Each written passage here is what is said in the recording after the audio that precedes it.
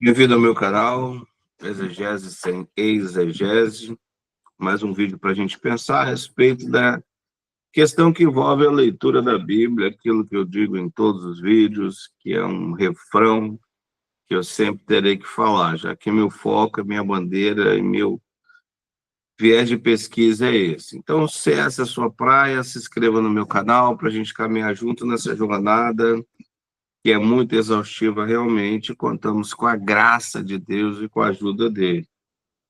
Nesse vídeo exclusivamente, eu quero fazer mais uma reação, agora ao vídeo do Oswaldo, lá na Tenda do Necromante, em relação a Hebreus capítulo 11, verso 3, uma crítica que ele faz à tradução de mundos, o aion, termo grego que ele entende que não tem a ver com criação ali naquele texto, mas tem a ver com o tempo.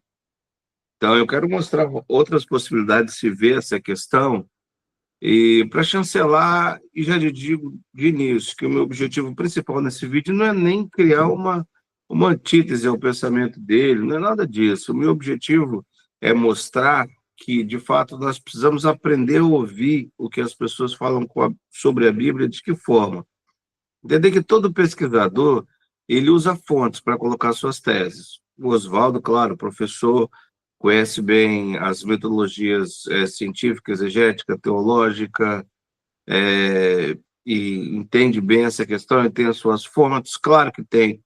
No vídeo ele não diz, a Ion não é criação nem mundos, a Ionas não é mundos ali, a Ion não é mundo, não a ver com a criação, mas sim com a questão do tempo, mas ele não diz a fonte. Quem disse isso? Porque, de fato, não existe nenhum autor brasileiro, não existe, vamos parar com isso, que consiga determinar a tradução de uma coisa sem olhar as fontes. Ah, não, a Ion é isso porque eu entendo. Não, não existe eu aqui, existe ele. Alguém disse que é isso, que é devido à fonte, que é dentro do sistema lexical da língua grega. Nós temos fontes que são inegociáveis, como o LSJ, o BDAG, o Lounaida, o Dicionário Exegético do Novo Testamento, do Baus do Schneider, e tantas outras fontes usadas para se entender isso. Então, o que eu quero que nós vamos entender, o foco desse vídeo é compreender que a fala de uma pessoa é a delimitação de uma fonte que ela usou, e a respeito daquele assunto em si. Então, não é a verdade final sobre o evento, é uma fonte. Então, eu quero contestar ou apresentar outra possibilidade, ensaiando como é que tem que ser feito isso. Mas vamos lá. Vamos fazer isso bem devagar. Primeiro, vamos dar uma olhada aqui, bem rápida, porque eu vou deixar o link do vídeo lá na descrição do vídeo, ou desse vídeo aqui, a fala dele, inicial. Do mundo tem a ver com a direção da história. O que o texto está dizendo é que, pela fé, nós entendemos que, pela palavra de Deus, ele prepara os tempos, as eras, os acontecimentos.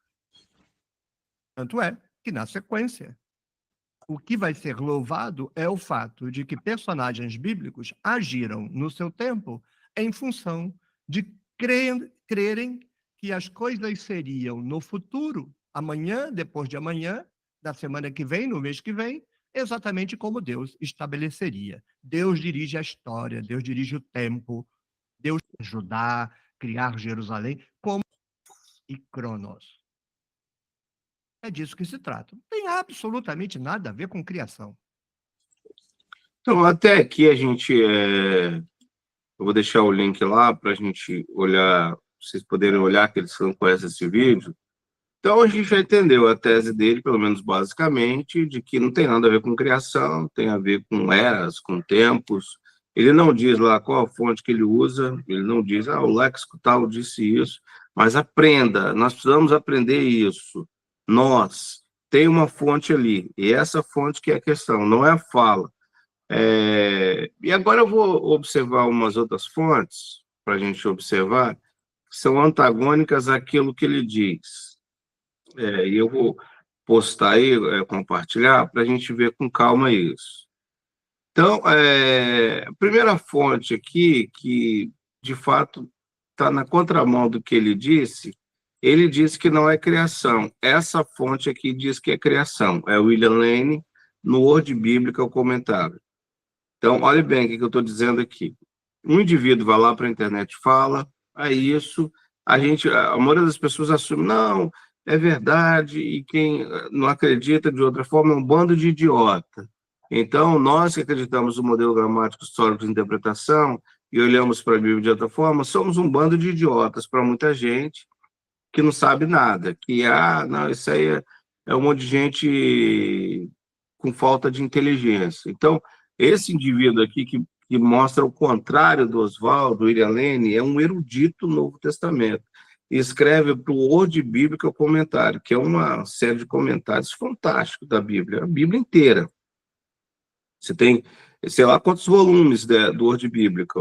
Então, basicamente, cada livro um autor, no máximo 2, 3 autores, livros para um autor, porque a ideia é de que o indivíduo tem que ser especialista naquele livro. O William Lane entra nessa prática no livro de Hebreus. Então, ele pensa o contrário do Oswaldo, ou o Oswaldo pensa o contrário dele, e de fato é criação. Então, olha bem, uma fonte, isso aqui é uma fonte preciosa. Segunda fonte que trabalha o Aion como criação, que é o famoso BDAG. Esse léxico aqui, um léxico inglês grego do Novo Testamento e outras literaturas cristãs primitivas, talvez isso. Então, observe bem, aqui no BDAG, que é um léxico reconhecido demais, se trabalha a ideia de que o Aion pode ser também mundo, ou mundos, conceito espacial de mundo. Então, a segunda fonte que eu estou usando, que de fato corrobora com uma tese contrária àquela que ele colocou. Terceira fonte, está aqui na minha mão, o Louw-Nida, esse léxico aqui, que ninguém vai dizer que não é um léxico feito por 2 idiotas, não, são gente muito inteligente, gente de know-how. Esse léxico que a gente lê em inglês, chegou em português, e é uma maravilha, a ideia do campo semântico, o domínio e do subdomínio.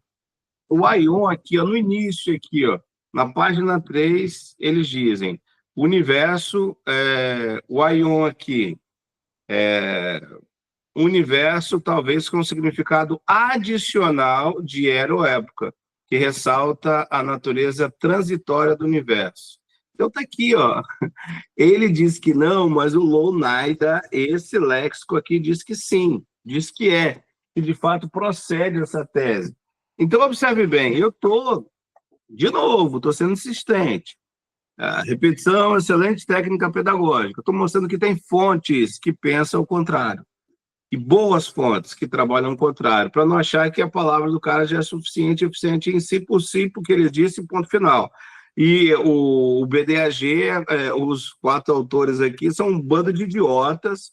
O Louw-Nida também é um tapado que não entende nada, e o William Lane também. Não é assim que funciona, não é assim.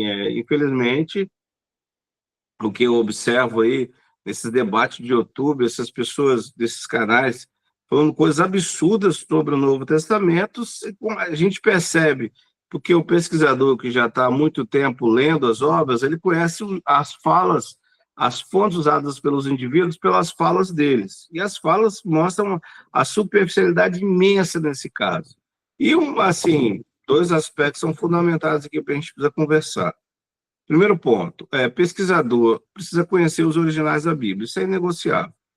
Quando eu digo conhecer, não é que o indivíduo alcançou o nirvana do conhecimento das línguas originais da Bíblia, não. É um pesquisador que está dia a dia. Eu estou há muito mais de 10 anos estudando isso, principalmente a língua grega, e é uma jornada que vai a vida inteira. É muito mais do que a gente possa abarcar, principalmente com a ideia de multidisciplinariedade agora. Então, eu preciso entender isso. E outro ponto é o inglês. Sem inglês é difícil, é um pesquisador nível B, C, que não, se não souber inglês, porque os materiais bons estão em inglês. No Brasil, vai demorar muito tempo. Nem sei se vai chegar na língua portuguesa, porque é muito material bom em inglês. Sem inglês, o pesquisador fica devendo muito na sua questão. E, além disso, aqui nós temos Vamos olhar aqui, a gente tem que o texto grego, e levantado aqui, onde é que está a problemática está aqui no Aionas, tus Aionas. Aqui nós temos o texto grego, o verso 3, problemática citada por ele lá, inclusive projeta o texto grego. E dentro dessa dinâmica, a gente tem que olhar algumas coisas. Eu vou até colocar em português, porque nem todo mundo sabe grego, tem a obrigação de saber grego. Então, eu estou com atualizado aqui na mão, não porque seja a melhor versão, tá? Só porque é que eu tenho em mãos aqui mesmo. Então, uma primeira questão. O pistei aqui, e eu vou levantar as teses do William Lane lá do Word Bíblico, que é um dativo, aí tem muita discussão se é um dativo instrumental ou um dativo causal, que aparece ao longo de todo o capítulo 11. Normalmente as traduções, pelo menos atualizada, opta pelo dativo instrumental. Pela fé, pela fé, pela fé, pela fé, e aí vai. Mas a gente tem uma conexão interessante, porque no verso 2 termina com presbíteroi, orri presbíteroi. Então, o artigo é importante, individualiza, qualifica e define. Então, os antigos. Então, pode ser uma ideia meio catafórica, colocando lá para frente, né, porque vai trabalhar vários personagens no capítulo 11, é possível. Mas ainda assim, a gente precisa reconhecer, o William Lane levanta essa problemática, acho que o verso 3 é muito estranho, porque ele fala do orri presbíteroi, dos antigos, e logo depois ele levanta esses antigos no movimento catafórico, mas no verso 3, trabalhando com a tese da criação, parece muito estranho o argumento. O que tem a ver? Compreendemos que os mundos foram criados pela palavra de Deus, com o que foi dito anteriormente. Parece meio desconexo, as ideias aqui parecem desconexas no verso. Parece que é até uma interpolação, usando o argumento assim. Mas o que acontece? O William Lane, ele trabalha com a tese de que o autor aqui, ele está fazendo uma conexão com o verso 1. Então, esse elemento, a primeira questão levantada por William Lane. Então, o discernimento da atividade criativa invisível de Deus, por trás do universo visível, exemplifica, segundo ele, a capacidade da fé de demonstrar a realidade daquilo que não pode ser percebido através da percepção sensorial, o que é celebrado como essência da fé do verso 1.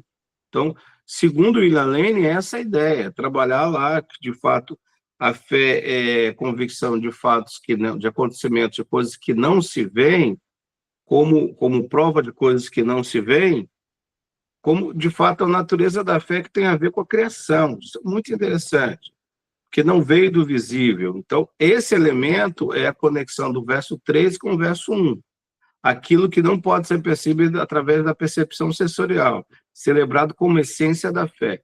Então, dessa forma, por essa lógica, o autor, dirigido diretamente aos seus leitores originais, provavelmente judeus, está preocupado em mostrar a fé, a essência daquilo que não é visto, como a fuga inicial das capacidades sensoriais, e ele ilustra isso do verso 1 com o verso 3, trabalhando a criação. Então, a conexão seria essa, muito mais pela caracterização da fé. E esse elemento, o primeiro elemento colocado pelo William Lane. A segunda questão é esse pistei noumen. Pela fé compreendemos. Aqui, eu posso colocar aqui também a questão do diagrama, que é importante, o diagrama ajuda a gente, pela fé compreendemos. Então, esse verbo em primeira pessoa, esse discurso direto, ele chancela algo que o autor se insere e se une aos seus leitores originais. Então, é muito importante, porque o discurso direto, antes da citação dos expoentes da fé atestados, enfatiza a experiência cristã do poder da fé, conforme descrito nas declarações fundamentais. Então, é equilibrado na conclusão, porque quando chega no verso de número 39, se você olhar na sua Bíblia, 39 diz, e por haver Deus provido coisas superiores a nosso respeito. Ele volta a usar a primeira pessoa lá no finalzinho, no verso 40, na conclusão. Então, é muito legal que essa junção de autor com leitores originais acaba centralizando a fé, claro, pensando na antiga aliança, e caracterizando também uma perspectiva comunal que eles têm a respeito da fé. Isso é importante que, para alguns, daí vem a ideia da tradição, aquilo que é comum, colocado aqui pelo autor. Então, ainda observando um outro ponto, pistei nomen, katertistai, a esse verbo aqui, catartizo, que é um verbo que o William Lane defende a tese de que ele é um verbo... os léxicos trabalham com essa tese, por exemplo, Lounaida trabalha com a ideia de o catartizo é criar com a implicação de deixar em condições adequadas. O Oswaldo fala que é a última opção, mas não deixa de reconhecer que o catartizo pode ser usado como criar. O William Lane trabalha e explica de que esse verbo tem essa conotação na Septuaginta. Ele usa os salmos lá, o Salmo 39, verso 7, que aparece em Hebreus, capítulo 10, verso 5, como questões que, de fato, desenvolvem isso. Então, criar aqui é possível, a ideia de que Deus criou o mundo, olhando essas fontes assim. Então, esse verbo catartizo, usado aqui no infinitivo, ele pode ter essa ideia. Então, pela fé compreendemos, ou na base da fé compreendemos, que os mundos foram criados. Então, essa ideia sendo colocada inicialmente aqui, que os mundos foram criados, para a gente observar. Claro, o imperfeito aqui, o infinitivo perfeito está na voz passiva, e o aionas trabalhando como mundos. Claro, o substantivo aion, usado aqui, ele aparece 126 vezes no Novo Testamento. Aparece algumas vezes em Hebreus, capítulo 1, verso 2 e 8, capítulo 5, verso 6, capítulo 6, verso 5, verso 20, capítulo 7, verso 17, 21, 24, 28, capítulo 9, verso 6, capítulo 13, verso 8, 21, e aí vai. E aqui, claro que a dinâmica de coesão lexical, que é uma questão importante para análise do discurso, é fundamental. Eu tenho que olhar o aion na sua totalidade, no macro do livro, evidentemente. Mas, ainda assim, as amarrações de coesão dentro do discurso são fundamentais para definir a palavra também, que é outro elemento para a tradução. Então, os mundos foram criados rematiteu. Rematiteu. Aqui que está a questão. Esse ponto é importante, porque aqui o William Lane entende que o autor deixa claro que ele está seguindo a ideia do Gênesis. Então, os mundos foram criados pela palavra de Deus. Então, ele acaba compreendendo que aqui a palavra da criação, ou a criação pela palavra, é o recurso que o autor usa no movimento de intertextualidade para chancelar aqui. Então, as palavras da criação de Gênesis 1, 3, 1, 6, 1, 9, 14, 20, disse Deus, e aí vai. Então, seria a ideia da criação pela palavra. Até interessante a estruturação colocada pelo Gordon Wenham, lá no Word Bíblico, também no livro de Gênesis. É interessante como ele vai amarrando isso dentro dessa construção estrutural. O Nahum Sarna, no JPS, também a ideia de demitologização, que é uma ideia muito interessante para o Gênesis, mas não é o nosso ponto aqui. Em suma, o William Lane trabalha com a tese de que a palavra de Deus aqui, o rematiteu, é, de novo, pela palavra de Deus. Mas os tempos foram criados pela palavra de Deus, mas a palavra de Deus criou o tempo quando? Afinal, foi na criação? Como assim? Então, é Deus que estabeleceu os tempos? Está falando de uníssono. Então, o ponto é que palavra de Deus aqui é algo importante, que é colocado aqui, como está aqui, os mundos foram criados rematiteu, dativo instrumental, sendo o meio pelo qual se tornou realidade. Então, aqui, novamente, nós temos a ideia, segundo William Lane, a clara ideia da criação, novamente, sendo colocadas. Tese do Ordem Bíblica, o comentário lá, contrapondo aquela percepção. Finalzinho aqui, segunda parte. És, tome, eu vou pular aqui para o gegonenai, que é o infinitivo. O infinitivo está conectado a isso aqui, que é o chamado infinitivo consecutivo. Foram criados de modo que veio a ser, que não veio a ser o visível daquilo que é visto. Então, essa é a dinâmica. Mas por que terminar assim? Parece muito estranho isso, né? Por que que o autor termina falando isso? Novamente, se é tempo, por que que o tempo não o visível não veio daquilo que é visto? Como assim? O que que tem a ver o tempo com isso? Parece que ele está delimitando os momentos iniciais. Então, o mundo não foi feito a partir de nada que é observado. Então, o William Lane explica aqui para Platão, como para Filo, o background do texto. O material com que o Criador mudou o universo era uma massa visível, existindo inicialmente no estado de ordem caótica, reduzido pela ordem do Criador, usando as 10 de formas como seus padrões. Então, esse finalzinho do texto aqui, ele tem uma conotação até apologética, dizendo de fato que o pensamento que circundava-os da época, do tempo do texto, de que a criação veio do visível, na verdade, era totalmente antagônica à fé, ao pistis, à fé cristã. Não é essa a ideia. A criação não veio do visível, ela não veio do visível, ela veio do invisível. Aqui que está o elemento da fé, porque tudo isso é pela fé. Então, isso que o autor está ensinando aos seus leitores originais. Não entendam como normalmente é colocado no contexto de vocês, que a criação veio do visível. Não, ela veio do invisível. Por isso que ela está conectada e totalmente conectada à fé, ao pistei, que é aqui o dativo de instrumental ou dativo causal.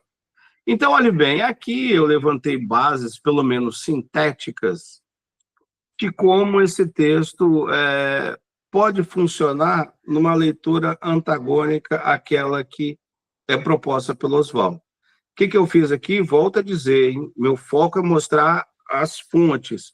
Eu mostrei fontes que estão contrárias àquelas que ele usa. Então, eu não sei quais fontes que ele usa, mas essas fontes aqui são contrárias àquilo, tudo aquilo que ele falou. Então, volto a dizer, qual é a lição desse vídeo? A lição é: não acredite em tudo, acredite pelas fontes. As fontes vão definir o tipo de pesquisador. Então, eu usei os léxicos aqui, usei pelo menos um comentário, tem muitos outros comentários, mas quis usar só um para a gente fazer isso como laboratório. E para também acabar com essa ideia de que alguém que lê no gramático histórico, que acredita, que não lê como histórico crítico, é um bando de idiota, isso é um absurdo. Não, você não lê no mato histórico-crítico, então você é um tonto. Não, não existe isso.